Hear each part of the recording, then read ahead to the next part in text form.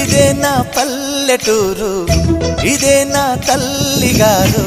మా ఊరి పాడి పంట రాములోరి దీవెనంట. తల్లి గోదావరి నీళ్ళు కడిగే సీతమ్మ పాదాలు. ఊరంతా హాయ్ హాయ్ హాయ్, మనసంతా హాయ్ హాయ్ హాయ్. ఇదే నా పల్లెటూరు, ఇదే నా తల్లిగారు. మా ఊరి పాడి పంట రాములోరి దీవెనంట.